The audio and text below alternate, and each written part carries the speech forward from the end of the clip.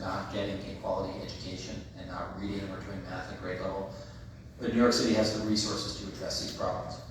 And I've been very, very fortunate as I've been out on the campaign trail, spending time in different boroughs, and that I've got to know some amazing people running for city council. In particular, some amazing women who are running for city council. I think we all know the future is female. Yep. It really is. I just watched this on my walk over here. Somebody posted on Instagram a clip of President Ford, Gerald Ford, and somebody asked him, when are we going to have the first woman president? Have you guys seen this? So he said there's going to be a man who's elected president, and he's going to have a woman as his vice president. And he said he's going to die in office, and the woman is going to become president. This is, you can look this up, it's insane. And I'm not wishing anything on Joe Biden. I hope he has a very long, healthy life, but he said that at that point in time, the second we have a woman president, it's over for men. Because women are better leaders, they're more competent, they're more caring, they run for the right reasons. I hope you still vote for me for comptroller. But as I've spent time around the city, I've gotten to know some of these amazing women in particular who are running for city council, and they are all running, when you hear the reasons that they're running, it is incredibly compelling.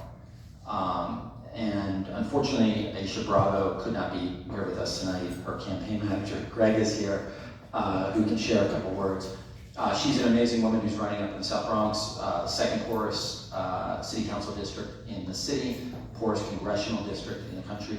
Almost 60% of Democratic primary voters in her district are single moms. And when you speak to Aisha Bravo, when you knock doors with her, when you get to know that community, she's running for all the right reasons, and she's a spitfire, an exactly type of person. I'm sorry she couldn't be here tonight, but I do hope you all get an opportunity to meet her. And Greg will share some words about her and about the race. But without further ado, I just want to quickly introduce two amazing women who I've gotten to know. Marjorie Velasquez, who's running in the Bronx, and Emily Barnes, who's running on the North Shore of Staten Island. Both incredible. And I think I just want to start. I was going to sort of give a little bit of bio, but with Donna's sort of introduction about the healthcare piece, I kind of just want to shut up and say to Marjorie, so why are you running? Our healthcare system sucks. Before running for office, I was an accountant. I was working up the corporate ladder. I was there, just getting there, and I got hurt at work. And then 3 months after that, I got into a car crash. So safe to say 2012 was not my year. But what ensued after that was getting trapped in this bureaucracy of the healthcare system, of not being believed. And every single step of the way, I'm bilingual, I have access to great lawyers, I have great access to doctors, and yet this healthcare system did not want to see me recover. 2.5 years I had to fight to get a hand surgery because the independent medical team kept on saying that my hand was just bruised. So I, frustrated, I went to a doctor, paid out of pocket, and I said, Doc, just tell me what's going on, because I'm sick and tired of complaining about this pain. And maybe the pain's in my brain. Maybe I'm making this up. Maybe, you get so frustrated sometimes, right? And he literally took an x-ray, and he said, get out of my office right now. And I was like, what? So I was like, oh God, I didn't make this up in my brain, right? And he's like, I need you to come with me. Takes me to the x-ray, he's like, that's your thumb, that's your wrist.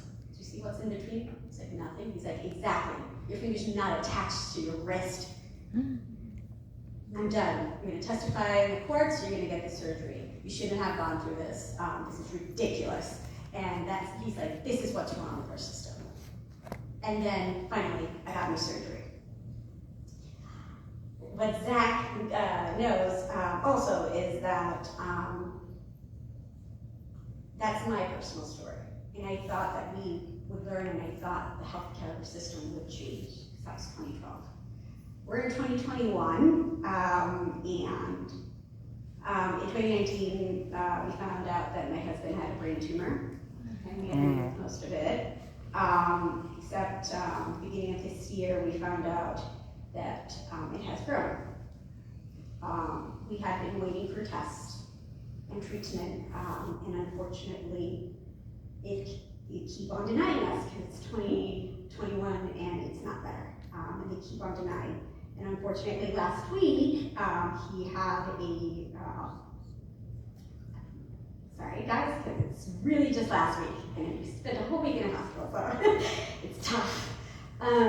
We spent a whole week in the hospital because his seizures were so severe that he literally almost died in front of me. And so, I'm sick and tired of the healthcare system that denies us what we need. I'm sick and tired of fighting for mothers who complain about pain and are denied in the hospital with many tests. Sick of losing friends to maternal mortality. Sick of losing friends to stomach cancer because they're not believed with their pain. Sick and tired of a healthcare system that rather invest in our failure than invest in us as people. I'm running because we're better than that, and we're going to do something about it. So it's working with our state reps to make sure that we get healthcare for all.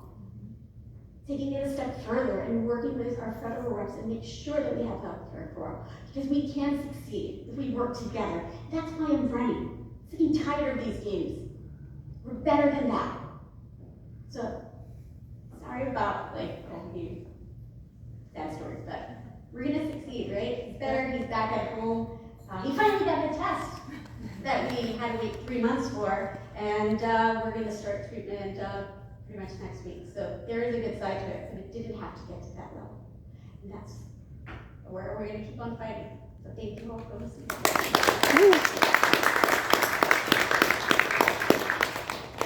I will tell you one thing, you do not, as a candidate, want to knock doors with Marjorie. It's really hard following that act. It's really hard. You knock doors and it's like, so why are you running? And I'm like, want to make a difference. And Amoy, what got you to run for city council in Staten Island? So thank you so much for having me, and thank you so much for everyone for being here. I decided to run for office because I've been in government my entire career. I went to school in Albany, I did an internship, I did the sort of thing that you're supposed to do when your family immigrates from Jamaica and you get a good government job. That's what my grandmother said. You got good government job. That's what you got. You get a good government job, So that's what I did. I got a good government job. And what I realized what I was really good at working in government is helping people. And helping people and guiding them through figuring out how to work through this crazy bureaucracy. And over my years in government, it's been about 15 years now, what I've seen is that this bureaucracy has not gotten better, it's gotten worse. Similar to what everything that Marjorie says is absolutely true. We are living in a crisis care system, not a healthcare system. And the sad thing is that government, and I say this all the time, guess what, people? It works for you, right? Like, you pay all those taxes so that government is supposed to make your life just a little easier. And that's not what has happened. And over my years in government, navigating this bureaucracy, even a person like myself who has access, right? Like, similar to what Marjorie said, when you're in this world, you learn, you have access, the phone calls to make and, the people to talk to. But even then, I said, why does it have to be that difficult? Why does somebody have to pick up the phone and call me to make sure that government works for them? Their system. It didn't make any sense to me. So eventually, as I'm going through this process, year after year, things are just getting worse. They're getting worse, they're not getting better. We went through the 2008 crisis, and you think that people would learn, we would learn from all the mistakes that happened. No, that's not what happened. Things just got worse. To the point where, as Zach said, people are homeless, and they're working. I want to be very clear. Yep. They're working, they have jobs. But yet we have a government system that has civil service exams that thinks it's okay to pay people $32,000 a year starting salary. And that's our civil service system. That's what we pay people. There's something wrong here. There's something that doesn't make sense. You know, Donna talked about connecting the dots. The dots are not connected. That's why I'm running for office. I'm running for office because I want people to understand that you deserve the best quality of life you could possibly have. You deserve it. No matter who you are, no matter where you live, no matter what you look like, no matter what, you deserve the best.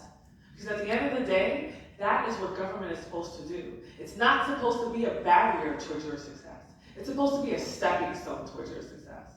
And so here I am, running for office, and it's 2.5 weeks out, and so we're almost there. And my race is a very, very, very competitive race. I started my race 2 years ago, and I was the only one in the race. And now 2 years later, there's 10 of us. Mm-hmm. Interesting, but how many doors are you knocking on a day? So on average, my team altogether, everybody tries to knock at least 75 doors a day. Yep.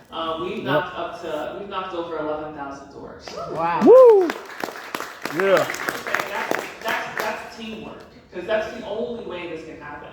And you always use the term "it takes a village," because I always want people to understand that that's what it's going to take for our society and our community to heal and to get better. It takes a village. When I knock on a door, I remind people, like, yes, I'm running to be your future city councilwoman, but I want to remind you I can't do this alone. I need you to be engaged. I need you to be informed. And I'm a better elected official when you are engaged and empowered and enfranchised and informed. I'm better at my job when you have power, and that's what I want to do for my community. That's what I want to do for all New Yorkers, is empower. Yeah, it's one of the most important things, is really making sure that voters are engaged. Yep. When we first started doing our analysis of the race, we thought maybe 850,000 people would vote, which is high. To put that in perspective, in 2013, when de Blasio was elected, it was 691,000 people voted. There are some projections in some of the other campaigns, they were estimating over 1 million people voting in this election. Those projections are now down to probably under 800,000 again, and probably pretty anemic turnout. And so you have a very small group of New Yorkers that are showing up, and that will decide who the leadership will be. And so it is critically important that people get engaged, they get informed, and that they vote. Marjorie, how many doors are you guys knocking on a day? The team, so we've done our first pass, right? So that's over 10,000. So we have a smaller universe. Okay, sorry, our universe is 18,000, and we've gotten our first pass already, which is 15,000, and we're knocking at least, we try to do 100 per person, and our team is mixed of volunteers and canvassers, and then we also do phone banking and text banking, which I bet you do too. And so we're looking at least a contact rate of 100 people, and then we do trains and schools as well. So we start off our day at 7:15 and end at around 8:30, 8:45 at night. And just to put this in perspective, the city council in New York City, they control a budget, working with the mayor and the comptroller, they control a budget that is bigger than 48 out of 50 states. It is more than the next 15 or 20 largest US cities combined. Wow. Right, these 51 city council members, they have extraordinary power and ability in budgeting and passing laws. And New York City has always been at the forefront of passing often progressive legislation. The labor movement started in New York City, in Washington Square Park. And so this is real, this is important. And the ability that these women in particular have to make a difference is pretty significant. One of the things I wanted to ask you guys is, so when you think about the comptroller's role, it's often you think about it in terms of a check on the mayor, the audit function, holding people accountable. I actually think about it as there's a huge opportunity for partnership with the mayor and the city council, right? That the comptroller has the ability to do research, to look at the numbers, to see what's working, what's not working, and to be a resource for city council members. So if I'm fortunate enough to get elected, and we know you guys are getting elected. Yeah. What is it that you want to work with the next comptroller on? What are the things that you want to research? What are the things you want to learn? What are the audits you want to see what's working